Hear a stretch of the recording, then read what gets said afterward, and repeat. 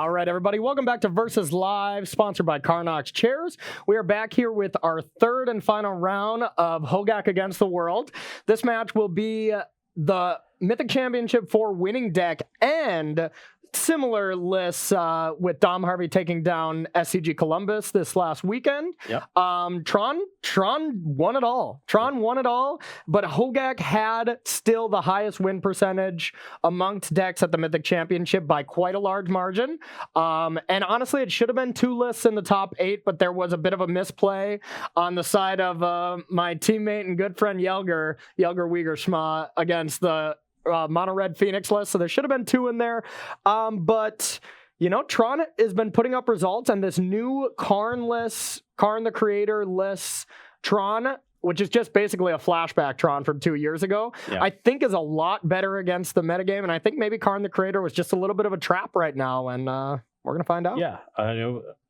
This is an archetype that was historically quite good against Dredge, because you get to play main deck relics. Wormcoil Engine is a problem for these graveyard decks. Biggest The lists are now up problem, to 4 copies because of how well positioned it is. And then you know, we're packing 4 Leylands in our sideboard, and that is proved to be enough. And also, like, against all these other decks that are supposedly good against Hogaak, Tron is generally good against them.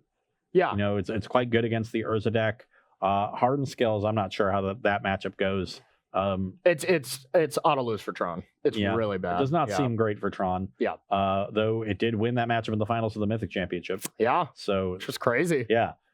So it seems like it generally was the sort of really next level deck where like you can beat Hogaak, or you can try to beat. So you can play Hogaak, you can try to beat Hogaak, and then you can try to like figure out a deck that can beat Hogaak, but also beats the decks that our people are playing to beat Hogaak. Mind games. It's all mind games. And so we got a good test here. We're playing for the marbles. We're 1-1 so far. Marbles. Bring forth the marbles. But honestly, I think you said it right. There's all these evolutions in Modern, because Modern, well, some people think is kind of a rougher format. It is a self-correcting format. It is a format that if a deck is crushing like Dredge or something, the next weekend it's not going to be good. You know, people adjust to it very quickly.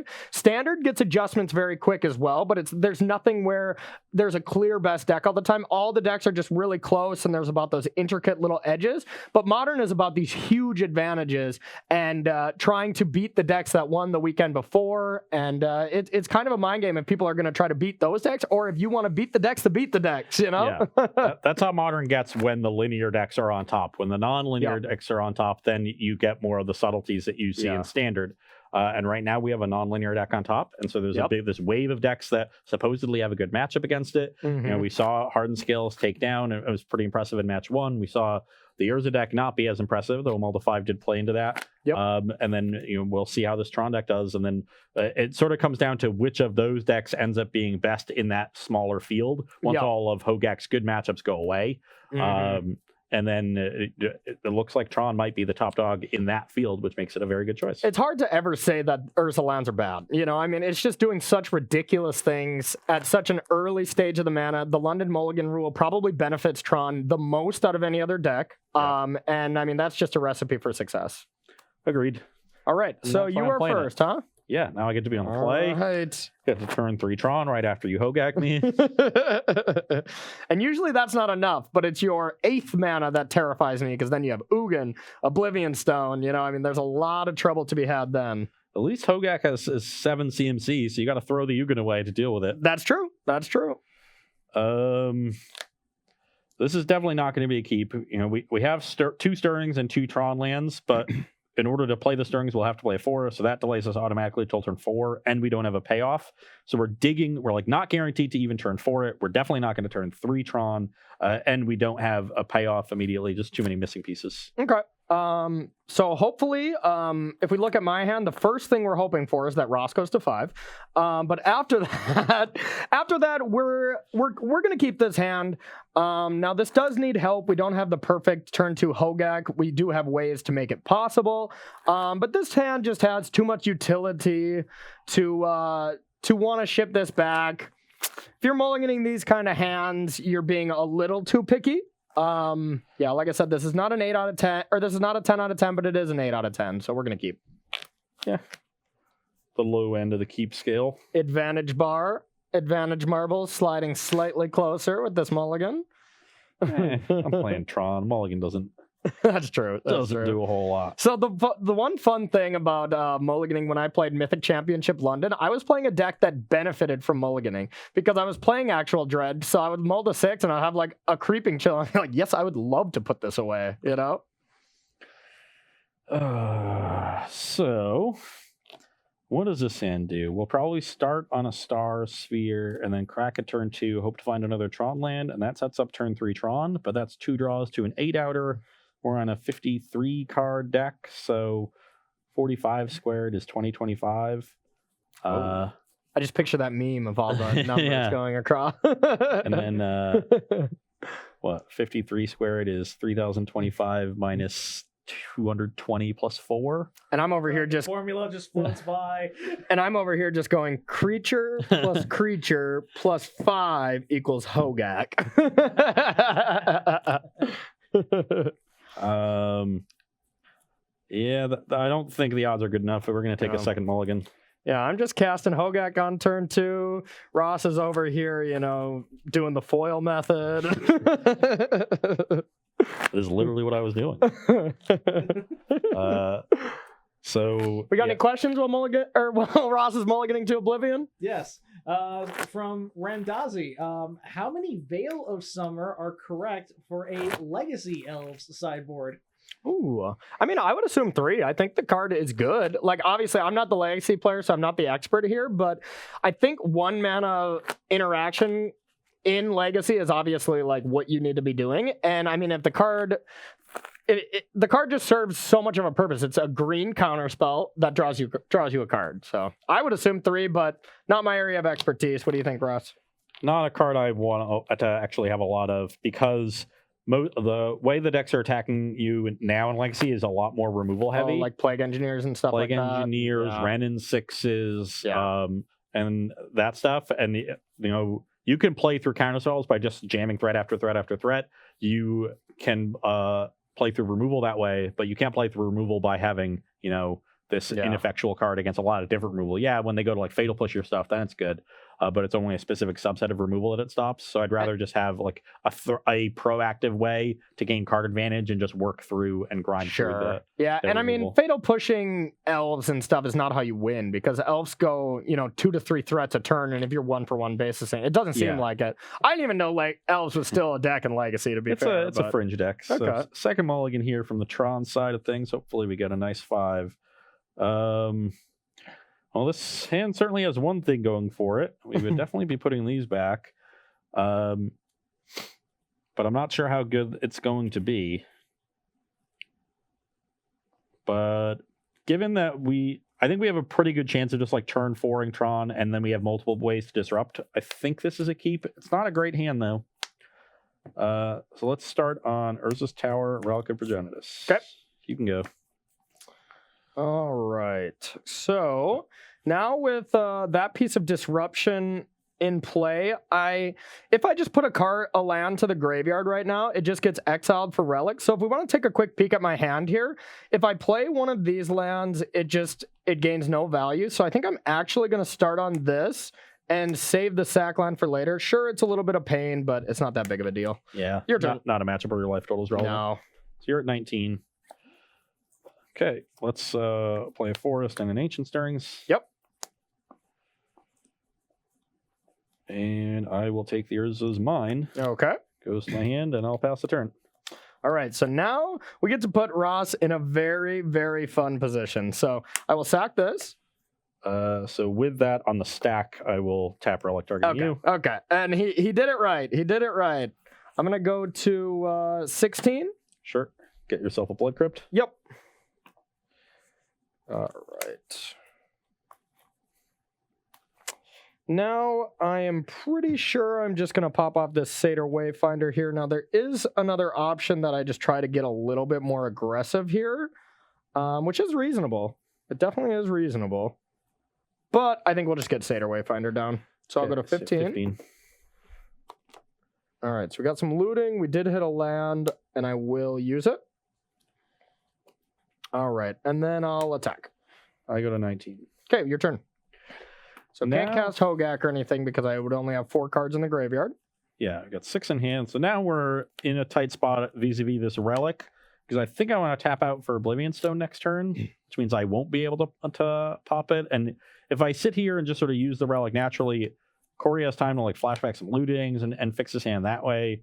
And I think I'm just going to sacrifice too much because I just want to get to Tron quickly at this point. Yep. So I'm going to end step pop this. And this is the position that you run into a lot from the Hogaak versus Tron matchup. It's like they want to be doing stuff with their mana, so they feel obligated to sack the relic. And most of the time it's correct, but here I think I would prefer that it wouldn't be on the battlefield. I don't have a ton to do with it, but still, okay, that was a great draw.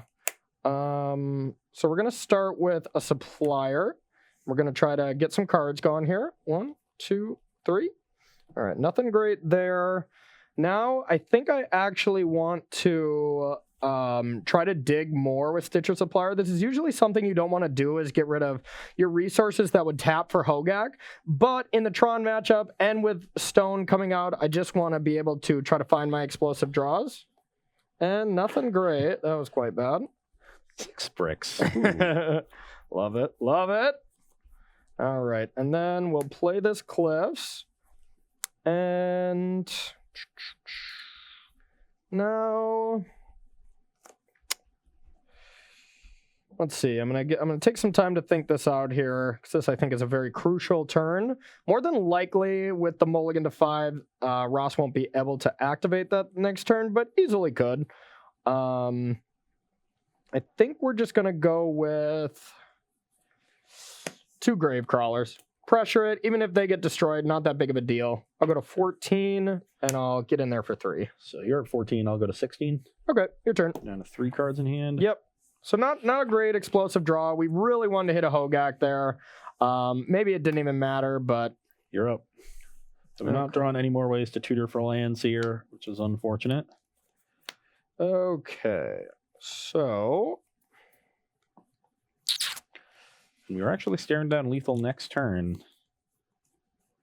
So even if Corey's hand is all bricks, he can attack me for 7 here, and then sacrifice the grave crawlers after combat and recast them to the carrion feeder. Essentially, it's just pay a black mana to put a counter on carrion feeder. So I'm going to take a total of 4 this turn and go to 10. So we're fetch shocking and tapping the peatland at some point. Exactly. And I'll cast a Vengevine. Okay.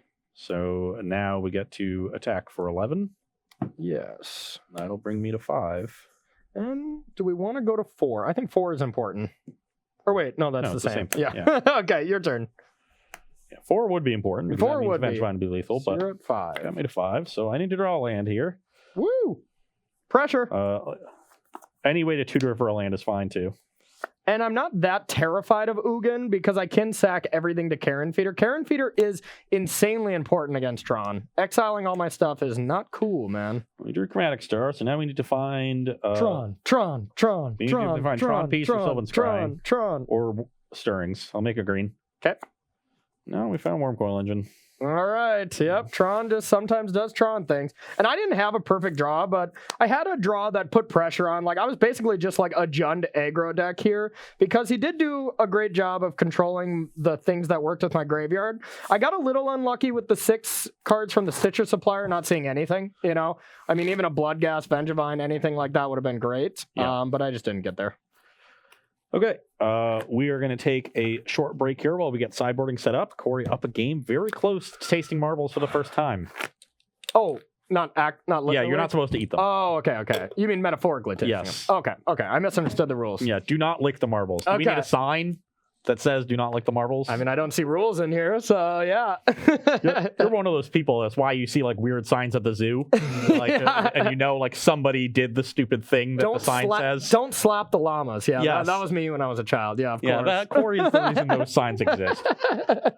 But we're going to be back in just a minute. We'll have the sideboards ready, and we will finish up this match. Don't go anywhere. And welcome back here to Versus Live, where we are sideboarding in our last match of the day, Mono Green Tron against Hogaak. I will start because, much like our previous rounds, I'm not doing a whole lot. I'm not doing anything. I'm bringing in my Graveyard Hate, which in this case is 4 copies of Leyline of the Void. That's a nice one. That's a good one. And I am bringing out some of my worst threats. I don't think Walking Ballista or Karn are very good. I'm leaving in 1 Ballista to tutor for with Sanctum of Ugin in case I need to like stop a wide battlefield with small creatures. And then trimming a couple cards. Just don't want any of the other cards in my sideboard. If I had better things, I would bring them in. I don't think Thragtusk is very good in this matchup. Generally, like good in graveyard against graveyard decks. Like it's generally good against dredge. Just to buy you time, yeah. Here, Hogaak just like goes so over the top of it. But I think one thing why it's good against dredge is because they can flaggerate you out. They can creeping chill you. You know, they actually deal damage. Here, if I win by infinite. You know, so I agree in not bringing those in. And what a sad world we're living in. Where on the play, turn 3 Karn is just not quick enough. Not quick enough. I'm just going so wide. If you can pair a turn 3 Karn with Leyline, you know, it's probably going to be insane. But if you can't, it's just rough. So moving to my side, I'm basically maxing out on disruption for Leyline here. I'm the only pieces of artifact or enchantment I'm not bringing in is 1 Force of Vigor that can actually hit Leyline, because we do have a lot of cards that aren't great in the matchup. Leyline doesn't have text, absolutely terrible. This is not why we had game 1 Leylines for Tron. I can shut down your star or only the star, only right? It doesn't even shut down the sphere. Lotleth Troll is one of those cards that it's great against removal and it's great against Wrath, like I said before, but it's not good against exile effect. So Ugin, it's just embarrassing to be Uganing a Lotleth Troll. Bloodghast is another card that, like, it's a good card, but if, you know, you have Leyline, I'm playing into it, and something's got to go. It's between this and Crypt Breaker, and I think Crypt Breaker is actually decent in this matchup to be able to draw, to find some answers, just in case I get Leyline locked, and then Lightning Act is absolutely terrible. Then we're bringing in 7 ways to destroy Leyline, plus Thoughtseize on turn 1 against Tron to either hit Sylvan Scrying or one of the payoff effects is still quite relevant and good enough in my book. Yeah, no, historically, Thoughtseize has been very good against Tron in these matchups. If I'm on the play, maybe I don't care about it as much, but on the draw, I want to be able to break you up a little bit. If you try to mulligan to Oblivion to find a Leyline, and then you're like, I got you, I can just strip your hand and make your hand completely non-functional. Yeah, and play a bunch of 2/1s and crush me. Exactly. Got any questions over there, Dan, while we're shuffling up? So, K Trojan actually brings up something interesting. Has anyone tested in Hogaak Driven to Despair? He runs 2 of it main. For those of you that don't know what Driven does, I'll bring it up on screen. Driven and Despair. So Driven, 1 of the green for a sorcery. Until end of turn, creatures you control gain trample, and whenever this player deals combat damage to a player, draw a card. But I think it's the Despair that actually matters more. 1 in a black sorcery Aftermath. Until end of turn, creatures you control gain menace, and whenever this creature deals combat damage to a player, that player discards a card. Yeah, it's been a cheeky either singleton in the main or sideboard card in dredge decks in the past against combo decks. You know, you'll set up this big battlefield on turn 2, and then on turn 3 you don't quite get to kill them, but you flash that back, the spare half, and they discard 2-3 cards, and now they can't win the race.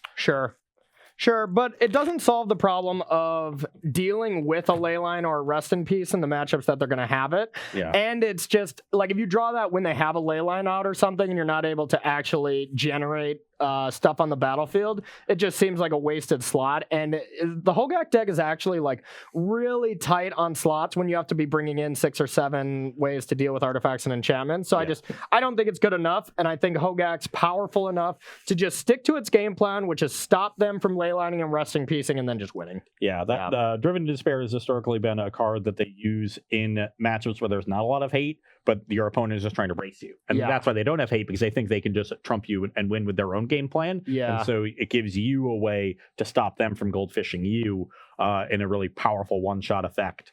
And but in a matchup, like you said, where you have to bring in answers to Leyline or other hate cards, and you have so much space devoted to that, and then you can't cut too far into your own engine, you just don't have room for an effect like that. Yep. It's definitely something to think about, though. Okay, I'm on the play. All right. Hopefully, well, I did the math on this before and it didn't come out well, where I start with a Tron land and a Sylvan Scrying and a star. So definitely on 7, we're going to send this one back. And we got an iffy one here. It's an okay hand. I think this is a keep. Now it can have some problems, of course.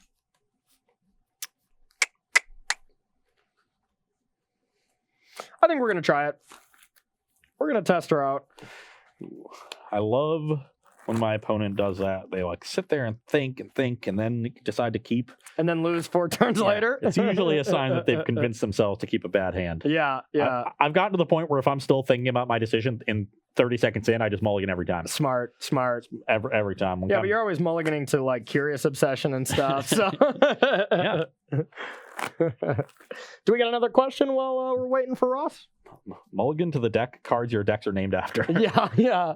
Smart. From I'm Sonicy, is Jeskai Sahili playable? Ooh, I tried. Trust me, the Jeskai or Sahili combo has a soft spot in my heart. Spot in my heart. Wow, I just cannot talk today. That's what you get for eating all the ranch dressing. Exactly. Yeah. No, that's from being deprived of ranch while I was in Spain. I think it's close. But basically it plays out like a blue-white deck and then just has a random combo piece. And I think it's just better to play blue-white if you're gonna play something like that or play a dedicated combo deck. I just think it tries to go in too many ways. Yeah, it's a good deck, but it's a little clunky for my taste. Yeah. A lot of 3-mana sorceries in that deck. Yep. And then it's playing a bunch of spot removal, and the spot removal is not very good right now. This is going to be a keep. It's going to take us a little bit of time to develop, but we have some good disruption here. I'm going to send that one back, I think, since we only have the one shot at green mana. Oh, pregame effect. Oh, I'm sorry. You played your land. Dang it. And let's start on a star. This is what we did not want to see. Yeah. So a decent draw here, but obviously we're in a bit of trouble here with Leyline. So I will sacrifice this and take 3. 17. All right, we're going to go like this. Actually, we'll go with the other one for now. All right. And we are going to start with a Faithless Looting. Excellent. We're going to lose a lot of cards in this exchange, which of course is not good. But we need to find some answers. So this is going to be 1. And... So the looting doesn't count as 2. Oh, dang it. Okay, then I'm in trouble. And I think our other one, as odd as it seems, is going to be Assassin's Trophy. Your turn. So I have to assume there's some other answer to Leyline in the hand over there. But we have a pretty scripted line. Let's make a green. Okay. Our card. Let's cast Ancient Stirrings. Okay. Okay, well, we need lands, but it's not really the land we wanted. You're a mono green deck. Why wouldn't you want green mana? And I'm going to play the forest and stir again. Okay. Stir it up. You're going to cast Ancient Stirrings whether you like it or not. Needed any other Tron land, not the second copy of Urza mine. mine. Let's go. So do I take that or do I take a threat for once I assemble it? I think I take the threat, given that I'm like very likely to find the other Tron piece next turn. So I'm going to take a Wormcoil Engine. Okay. And pass a turn. All right. We will pass it to you. I think we're setting up for a trophy, maybe. Not a bad draw. Let's play another Ancient Stirrings. Okay. Okay, now we found our Tron land. Let's get a tower. Okay. And I'm a little scared of Force of Vigor. You should be.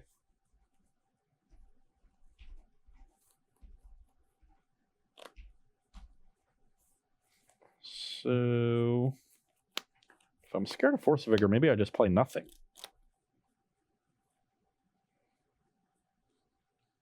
Yeah, let's play nothing. Pass. Okay. I will sacrifice. Go to 16. 14. So we're trophying. Yes. Yeah, it felt like a trophy, but I was a little scared of Force. I don't think it actually slows me down at all. I think one thing you should keep in mind that if I had Force, I would have done it on turn 0, unless I exactly drew it. Yeah. Yeah. So a couple of people are kind of upset to you, Ross, that you're... About the ranch comment? I knew it. No. Oh. About him shuffling his cards before putting them on the bottom for Ancient Stirrings, because it's technically any order, but the way that you're doing it is in order, so you're technically correct. Yeah, the best kind of correct. And believe me, I know it's any order. I just don't care. Whatever order they're in, it doesn't matter. Okay, then me? Yeah. All right. Well, now I think we have to take a little bit of a risk because we need a good turn here. And we're going to take that risk by Faithless Looting. And we hit. That's all we really needed. So we're going to discard 1. And God, the rest of our cards are so good. I think this. Yeah. Okay. Then we're going to go Stitcher Supplier. Yep. 1, 2, 3. Not a very good one there. And then we'll go Sacrifice. 13. 11. Going to 11.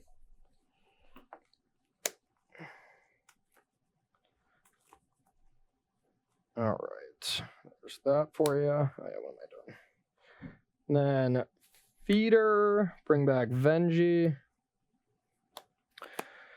No, unfortunately, we don't have anything really else to do here. We can sack Stitcher Supplier here to try to take a couple more looks at Hogaak, and I think it's probably worth it here, just in case there's a relic that, you know, I'm not going to have another opportunity.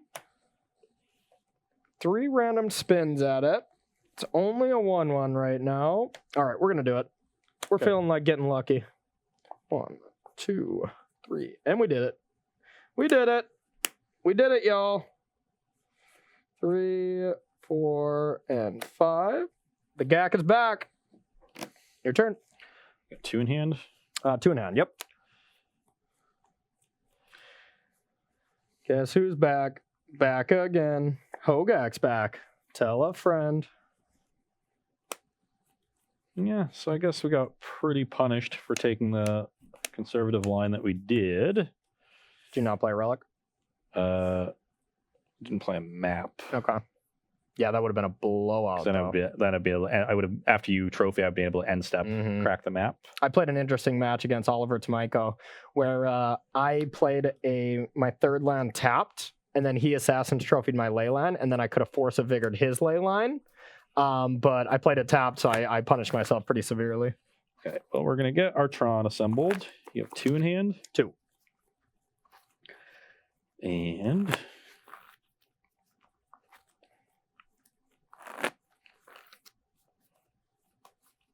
Tron assembled.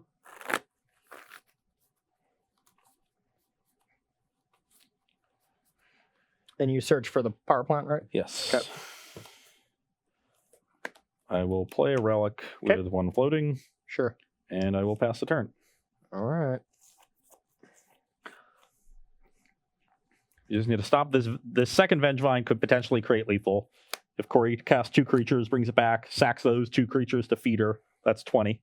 Yep, and we're going to put Ross to the test right now with Wayfinder, because if he wants to prevent Vengevine from coming back, I guess he doesn't have to do it right now. The Vengevine trigger goes on the stack. Yeah, so that's true. Relic always tags Vengevine. Yep. Okay, we're still going to do it. Yep. 1, 2, 3, and 4. I'll bring back the land. So now we don't want to put any more pressure on the graveyard. So we're just going to get in there with these. So I'm going to take 14. Take 14. Go to Yep. 6. 6. Okay. Then we'll play a land and ship it to you. After your draw step, Yep. I'm going to trophy the power plant.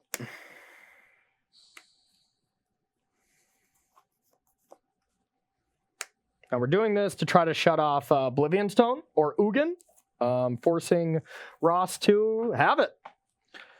And I have a bunch of things I no longer can cast. So I was set up to O-Stone this turn, and you can pop the O-Stone and then respond to, or you can pop Relic and then respond to it by popping O-Stone and get everything. I guess I needed to not play around Force of Vigor. You have a redraw here, right? Like you just sack. Oh, yeah. Yeah, you sack here. So I guess I do have a redraw, but I know So I know a lot of the bottom of my deck. Yeah. So I should do it now because they're not power plants. Okay. Sure. And then I'll get a forest. So even if I find map or But you can probably just have a draw at power plant here, I would assume. yeah, or map or the other one. Okay. Scrying. So let's do that. So you have one floating in your draw step. That's another O stone. All right. Oh, yes, they're mine. Yeah. Finally. Oh, man, I may have been hyped to get a trophy with Pete Ingram and Shaheen Surani, but this matters more. This matters more, I have to say. Yes. I knew it was unlikely that you would be able to have, that you have Force of Vigor. Yeah. Force of Vigor was not likely. But it seemed like I had the time to play around it. But exactly because the other option is you having Trophy, and Trophy made maps so much better. Maybe. Yep. But I just lose the game if you've drawn Force. Yep. But instead, I lost the game because you had second Trophy. Mm-hmm. It's tough. And I mean, like, Modern is all about these little decisions, and there's so many to make during a game, but they have so much weight to them. So if you end up missing it, it becomes very. We got costly. plenty of time if you want to play a third game. I still get the marbles though, right? Okay, all right. Yeah. Then I'm in. Oh yeah. We don't eat them though, right? You don't. We donate them. We don't eat them. Don't right? eat them. Okay, yeah. No. What if? Yes, Would you eat a marble if you had ranch to dip it in? Just wasting a perfect good marble. So while you guys are shuffling up, from Timmy Lost, Ross, he'd like to hear your thoughts on mono blue in Modern with Snap, Thing in the Ice, Spreading Seas, and Field Ruin to just do a lot of disruption. I mean, you're taking away your best card, which is Faithless Looting, by not playing red. And your ability to interact with early creatures. So I don't really I don't understand why. Why It's easy to play 2-mana color decks in Modern very easily. Do you just really like Spreading Seas? What's the draw to being mono blue? Like Archmage's Charm, I assume? Yeah. It's like a pretty cool. good card. Yeah. I know Nassif was messing around with a deck like this. Mono blue was a mono blue Thing in the Ice control with a bunch of Manic Force of Negations. Yeah. And he said best deck in Modern, but I think he says that about all of them. So. Yeah, especially the ones that are blue decks that draw a lot of cards. Exactly. But I am, let's say, skeptical to say the least. And we'll be on the play. And this, I guess, is a keep. I will take a peek at my hand real quick. This is another hand. You're like, okay, I have lands. I have some things to do with it. It's a trap. Too many lands, and your creatures here do not generate any graveyards, so this is an obvious mulligan. Yeah. You gotta be aggressively mulliganing with this deck, especially post-board. Like, I just die to a ley line with that hand, and even if they don't have a ley line, it was like a turn 5 Hogaak. If I got lucky. Your 6s and 5s in Modern can do a lot of damage. So. Yeah, that's true.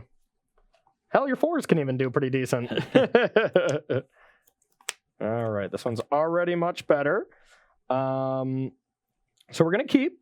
Now the card that, this hand's just solid all around, but the one card that stands out as out of place is this Vengevine, since I don't have any Faithless Looting to do, so we're going to put that on the bottom. Okay, I will start on Power Plant map. Did you forget your ley line? Or I did not. Okay. So in my round 15, 16, whatever the last round is at the Pro Tour, I was playing against Eldrazi Tron, and they started with ley line, and then played turn 1 map, and I was like, force that, untap, Hogaak on 2, let's go. It was a nice one. Okay, we are going to start with going to 17 and try to find some supplies for this Stitcher. 17. And I'm getting the Blood Crypt. It's almost always correct to get the Blood Crypt. Now, my hand also just obviously needs the Blood Crypt over an Overgrown Tomb. But in case you draw Faithless Looting, you can play that and discard Bloodghast and then play your land. Yep. Comes up more than you think. Okay, so not a great hit. And we'll pass to you. I've kept 7, so I think it's pretty clear that I'm Troning on 3. Yeah. Yeah, it seems pretty obvious to me. Well, now the question is, what do we do here?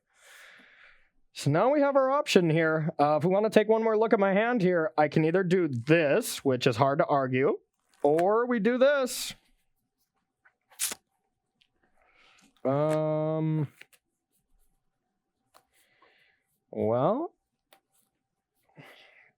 I think we are going to go with the disruption side this time, because I think I'm just not going to have enough on the board where even a worm coil would kind of wreck me, so we're going to ship to you. I'm at 19. Draw step. Yep. All right, so you played Urza Mine first, so that means you have 2 Urza's Mine for sure. I'm going to name Plant. That is obviously not a guaranteed statement. I was merely speculating.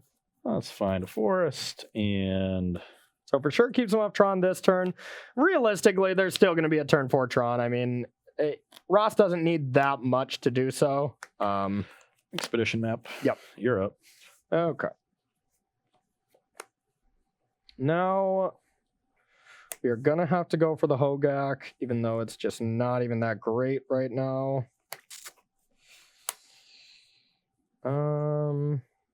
Now we just lose to Ugin.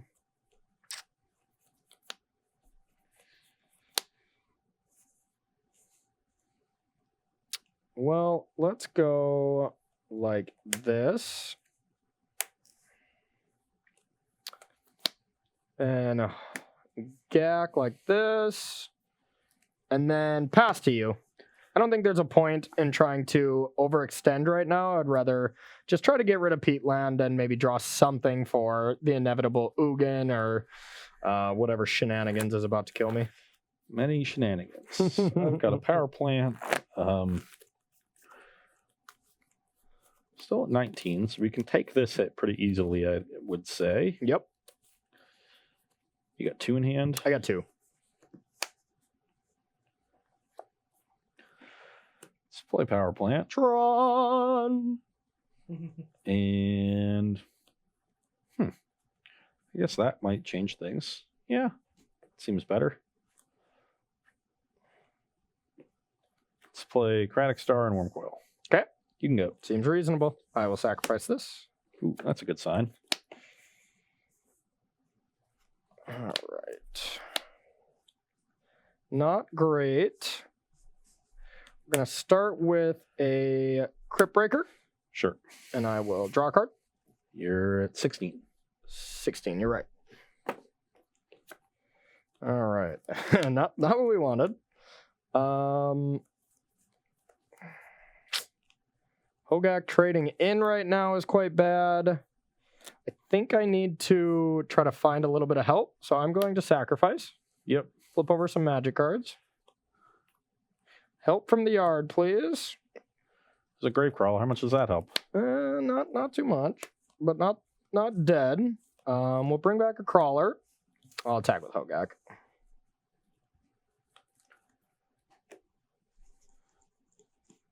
I will block. All right, so you only gain 4. Yep. So yeah, take 2, gain 6. So up 4. Go to 23.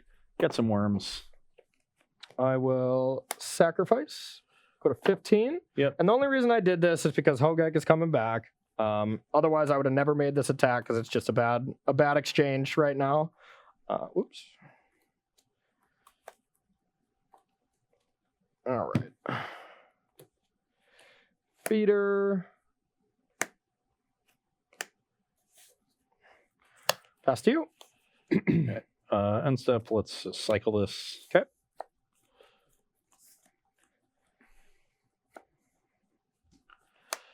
You have 2 in hand? 2 in hand.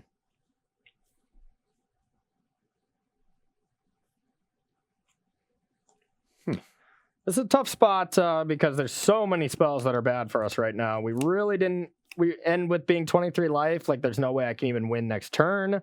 So Ross has the ability to set up, which is terrifying. Attack. I guess I blocked the life linker. So you take 3. I gain 3. Yep. I'm at 26. You're at 12. Yep. I'm going to play an O-Stone and pop it now just to stop Corey from drawing a bunch of cards. Yeah, smart. The Crypt Breaker was a little awkward. I wanted to buy more time with the Worm Coil, but I just want to clear everything away. Yeah, I like it. You can go. All right. Well, that was a decent draw. We were basically dead without a zombie. So we can go like this. Sacrifice the. We're still one short. Yep. Yeah, we're still gonna do that, of course, because what else can we do? And then we'll pass it to you. Perfect. Yeah, now that O-Stone has managed the board, now Ross gets to just push ahead, which is definitely a winning position. Let's take an Ugin, do that next turn. But for now, we'll try to stop this Hogaak, and we will Karn -3 on a Gravecrawler. All right. And pass the turn. We need black There you dice go. for that. All right, we'll draw. And yeah, I mean, I drew another Gravecrawler, but it's not going to be enough for Hogaak. Ugin's going to run away with the game. Yeah, I can't possibly win. Yeah. I'm just flush with stuff. Oh, yeah. Yeah, that is the rough part about Mono Green Tron is it's basically impossible to cast Leyline. I have to get a couple stars or something, but that seems rough. Not a problem. In fact, I'd probably wait on the Ugin now because I drew Tower. My next turn will probably just be Stone. Tick make up. sure this stays. Yeah, because you And took then this up to 5. Then I can Sylvan Scrying, play Sanctum, then Ugin, and find Ulamog. Yeah, Have it I all. think you'd still Ugin there. Because I was going to play a second Gravecrawler. You just Ugin, -1, tick up to my hand. I'm handless and boardless. You just cast Ugin there for sure. It locks me out. Yeah, if you play the Gravecrawler, maybe. Oh, I had to. There's nothing I could do. Even knowing you're Ugin, it's like, what am I gonna do? Expect a Savannah Alliance to come down after I somewhat draw an Assassin's Trophy for Ugin? Like, card is ticking up in my hand. That's not a recipe. Yeah, makes sense. Yeah. We got any questions? We do. Let's see. From Alana11 I've Ooh. seen some folks complaining that Ren in 6 is too good. I know it's doing disgusting things in Legacy with Wasteland, but is there any risk of it being banned at some point in Modern? I don't think so. It's still doing fair-ish things. Like, it's great cards, but we were at a team dinner here. You'll like this. We were at a team dinner, and Paul Ritzel, Logan Nettles, Jabberwocky on Magic Online are playing Jund, and we were talking about, like, me and Huey were talking about some lines that we were doing with Hogaak, and just like, yep. And then I had 24 power on turn 2, and Paul's like, well, I was going turn 2 Ren and 6, return Catacombs, go. Like, it's just not doing the high power level stuff that some of the decks are doing. Now, don't get me wrong, it's a great card, and if the metagame becomes a lot more smallish, aggressive creatures and decks like humans and stuff, it's going to be great. And if Hogaak gets banned, it's going to be great. But for now, that Ren and 6 is good, but the shells that you put it in, which is Jund, are suffering against Tron, and they're suffering against Hogaak, and I mean, that's going to be two of the biggest decks right now, so I don't see for the foreseeable future that Ren and 6 would ever need a ban. Yeah, it's a good card, a very good card. It'll give a shot in the arm to some of these fair archetypes. We saw it in Mono Red Phoenix, actually. Some Lotus Box members were playing that at the Open last weekend. Yep. Zansai had top 16 with it. That was sort of their card advantage engine. They only had one Bedlam Reveler and a couple Seasoned Pyromancers and some Ren and 6 as their late game. It gives them some extra lands and then makes all their lootings better, helps them hit the land drops to curve out. Is a spell to trigger prowess. Yeah. So it does good things, but it's far from overpowered. So it's just a card that'll give a shot in the arm to a lot of fair decks and see a good amount of play. It's just a regular staple. So a good card. It has been making waves in Legacy. It's sort of the new hotness there. I think it's better in Legacy than it is in Standard. Legacy is a weird format, though, because it sees such little play that the metagame is very slow to evolve and slow to adapt. So when a new card comes in, you often see it be pretty dominant for a while because there's just not the same volume of matches happening to push the metagame forward as there are in Standard and Modern. Yeah, I've always thought Legacy is just such a weird format. It's like the things that they're doing, some of the things in Modern are just so much more broken, but for the metagame, those things are good. So I've always wondered if you just bring a Modern deck into Legacy, like you might just have success with Mono Green Tron or something, know? But there's Wasteland, so. Somebody top-aided the Modern Classic at the Team Open in Pittsburgh. Yeah. When Bridge was still legal, they just played their Bridgevine deck in the legacy. Top 8 of the legacy with their Classic, modern deck. Yeah. Just modern list. It's kind of been really weird to me. So Hogaak is also making some waves in legacy. You get to play Tomb and Cabal Therapy, and it is nice. Yeah. So no, as far as Ren and 6 goes, I think it's just a card that will see a lot of play. People that like those kinds of decks are pretty hyped for it because it is a good card in some archetypes that haven't seen a lot of good cards recently and have been on the decline. But yeah, far from broken. Yep. All right. We got Brad Nelson in chat. Oh, my brother. How are we? He clipped you earlier holding the marbles. Yes. I know Brad has insane amounts of successes and different trophies, but, are they better than the marbles? Yeah. Yes, they are. So he actually has a question for Ross. Okay. This is an actual question, not a troll one. Ooh, we'll see about that. Ross, he likes to know about the cycle you did end of turn with the star at the end of. You cycled a chromatic star end of turn. Yeah, I had the green mana spare, so I didn't think I was ever going to be flooded on it. And no, he makes a good point. It's you always have the mana to spare. It's always best to do it during your turn. Oh yeah, sure. Yeah. I should have just probably waited until my turn. But I was just getting it out of the way, really. Yeah, so I guess that was the trophy turn, right? So you would have, because I trophied you during your draw step that next turn? Trophied your land? No, the cycle on the star was the game I won. That was in that last game. Oh, that's right. Yeah, okay. Gotcha. Yeah, it was. I just knew I wanted to draw cards in case I wanted to hit a land drop. So I was, But yeah, you're right. And on anything that actually doesn't cost you a resource, the way Star does, because you put a mana in and get a mana out, you might as well just wait until your turn. Like, who knows what happens? Maybe I need to cast 2 green cards that turn. Two stirrings or something like that. Yeah, possibility. In that case, I don't think, given my hand, it was ever going to matter. But that's one of those things that you should develop good habits by doing it right every time, even when it doesn't matter. And that way it's second nature to you when you're doing it normally. It comes up a lot, actually, in Legacy with people end up turning their wastelands. Yeah. It never makes sense to do that, right? Like, you just always wait to get perfect information and then do something like that. Unless the land is untapped. Like, if the land is tapped that you're wastelanding, like if you're a tapped out opponent, sometimes you EO2 wasteland like a Rishadan Port, so they can't use it, things like that. But if your opponent's tapped out and you're planning on probably wastelanding at some point, just draw your card, like maybe it changes. Exactly. Good call there. Good catch. All right. From Teraba, Ross, will you still give Phoenix some play testing, or have you totally moved on from it in Modern? I haven't totally moved on from it, but I don't want to be playing it right now. Yeah, you wrote an article about it, right? Yes, that article is up today on StarCityGames.com.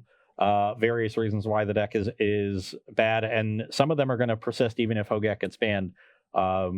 So I'm moving away from it. I'm not playing Modern for a little bit. Is that why you were late for work, buddy? Were you crying before that Phoenix is dead? It's been a tough weekend. Okay. They're never really dead. They're just sleepy. Yeah. They come back. Yeah. I've got some time before I have to face Modern again because I'm going to be in the standard seat most likely in Richmond. But yeah, I want to make one more point about maybe why Phoenix is on the decline. Like, we're seeing Hogaak come out, and I was telling you how these Cage, Surgicals, Ravenous Trap, that type of removal is just not enough to beat Hogaak, because you can just give your opponent no responses to your trigger and still get a Hogaak into play, and those cards just look silly. And blue and red is not a color combination where you can play Leyline or you can play Rest in Peace effectively. Now, we did see Tron, mono green, playing Leyline, but that's because they have to. Yeah. Phoenix still can play the other thing because it's worked-ish before, but it just doesn't work anymore. Hogaak's too powerful. It's too resilient. I've seen them win easily through Ravenous Trap and Surgical, and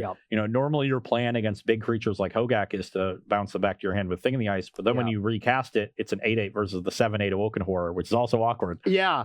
And Lightning Axe. Lightning Axe is still going to be around, and you're going to still have like Abrupt Decays and stuff. So when you have 3 answers to the thing in the ice right away, plus you're siding into more stuff, and you're not having Leyline or Rest in Peace, I would have wanted to play Phoenix all day. Yeah. Yep. So I've got some time to think about what I want to be doing in Modern, but right now, maybe things change with the ban. But right now, I don't want to be playing Phoenix. So until further notice. All right. Last question before we go to subs from Overneath. What kind of deck would you need to make Seasoned Pyromancer good? seems criminally underplayed and awkward in decks that try to force it. Yeah. Well, as I mentioned earlier, Zansai had them in his what they're calling Gruel Phoenix list. Had a couple because it's good with. I guess it's actually not that good with Ren and 6 because you're returning lands and you pitch lands. It doesn't really do anything. But it is good in that deck, pitching Phoenix. It's another way to pitch Phoenix is. It's a good way to utilize extra mana in the late game with its activated ability, and pretty good against removal. The mono red Phoenix deck is not very good against just like lightning bolts and stuff on your early prowess creatures, and that's a way to punish people for overloading on that kind of effect, that kind of disruption. So it's reasonable there. I've seen them in certain. Yeah, I got a deck I love them in. I like them in Jund, but I think there is a very good home for Pyromancers. What is that? No, I'm just kidding. If you have ever played a black-red Lightning Skelemental deck with Unearth, I think that deck, right now, it's being targeted in such a way that Hogaak is so prevalent right now that graveyard hate is still just everywhere. But if Hogaak were to get banned and that kind of goes away, these Skelemental, Unearth, kind of Hollow One, black-red decks, I think Seasoned Pyromancer is insane against them because you have cards like Thoughtseize and Inquisition that are good early on, but if you draw them late game, they're really bad. And Seasoned Pyromancer can get rid of those for new cards and to get creatures, and it can get your Lightning Skelementals into the graveyard to be able to unearth them next turn. I think that is the true home for the best Seasoned Pyromancer deck, and a in good my target opinion. with Unearth. Yeah, and a great target with that itself. I mean, if you just your last card's Unearth and you bring back Seasoned Pyromancer, you just drop 2 cards. Like, I think that card is criminally underplayed. I agree with you, but it is still being targeted with hate because of Hogaak. So if Hogaak leaves, I would expect that Seasoned Pyromancer is more heavily played. Yeah, it's a card that is going to flourish in metagames that are full of cheap removal and a lot of interaction because it generates a lot of advantage against those kinds of effects. In a format where everyone's trying to interact with this broken graveyard deck or go over the top of it and kill you really quickly, Seasoned Pyromancer are not going to be that good. So once Hogaak goes away and we get more into a fair metagame cycle, then you're going to see the power of Seasoned Pyromancer on full display, and it's going to go into all of the decks that we just mentioned. And it's good in Jund too. Yeah. So I guess real quick then, since we're talking about the possible inevitability of Hogaak, are we waiting until August 26th to hear anything, or should we probably be expecting an announcement sooner than that? I'm expecting it to happen at the end of August. They've already did the one emergency ban on Bridge from Below. I don't think they're going to do another one. I don't think there's a ton of tournaments that they're going to affect in those 2 months. They'll give the metagame a chance to maybe adjust to it, and once they inevitably fail, then it'll be gone at the end of August. Yeah, and I mean, like, there's something to learn about the matches we played. We're like, okay, if this card is inevitably going to get banned, which I do think it will be, I think it just has to, that's not over. I mean, we have a tournament, we have a Modern Team event to play. There's other people that are maybe playing Modern PTQs or something like that. You need to learn how to play against it for the time being, and you need to learn to play with it if you choose to go down that route. But I think we showcased a good selection of decks that have game against it. But, I mean, if you're looking to only play your Jund deck, maybe wait till the end of the month. Yeah. I mean, we just pitted this against 3 decks that we thought had good matchups against it, or presumably did well last weekend in fields that were full of Hogaak, so presumably beat a lot of Hogaak decks along the way. All came prepared specifically for Hogaak with extra sideboard cards. I cast turn 1 Cage and lost, turn 1 Nile Spellbomb and lost, had turn 0 Leyline and a Relic and lost.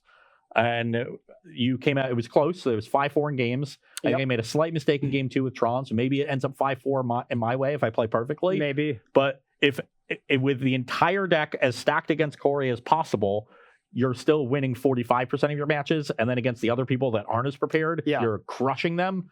And one stat that was like very insane is like it was 60% or so win rate at Mythic Championship 4, and that's with I think it was 70 copies of Lilac in people's main deck. So this is Hogaak decks that are beating and trying to beat themselves, and their win rate is still that high.